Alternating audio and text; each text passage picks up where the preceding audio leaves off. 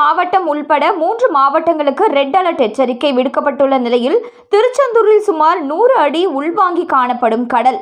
முருகனின் அறுபடை வீடுகளில் 2ஆம் படை வீடாக விளங்குகிறது திருச்செந்தூர் சுப்பிரமணிய சுவாமி திருக்கோவில். இந்த கோவிலுக்கு நாள்தோறும் ஏராளமான பக்தர்கள் வருகை தருகின்றனர். திருவிழா நாட்கள் மற்றும் விடுமுறை தினங்களில் ஏராளமான பக்தர்கள் வருகை தருகின்றனர். இதை தவிர பௌர்ணமி தினங்களில் அதிக அளவில் திருச்செந்தூரில் சுப்பிரமணிய சுவாமி கோவிலுக்கு பக்தர்கள் வருகை தருகின்றனர். திருச்செந்தூர் கடல் பகுதியில் அமாவாசை, பௌர்ணமி தினங்களில் கடல் உள்வாங்குவது வழக்கம்.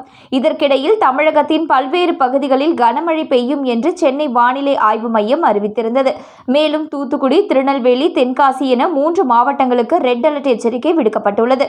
இதன் காரணமாக தூத்துக்குடி மாவட்டத்தில் அதிகாலை 4 மணி முதலே பரவலாக சாரல் மழை பெய்து வருகிறது.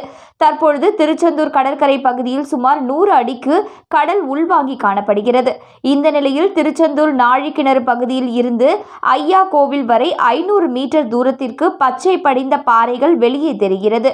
அதன் மேல் நின்றபடி ஆபத்தை உணராமல் கடலை ரசித்துக் கொண்டிருக்கும் பக்தர்கள் அங்கு நின்று புகைப்படம் எடுத்து மகிழ்ந்து வருகின்றனர்.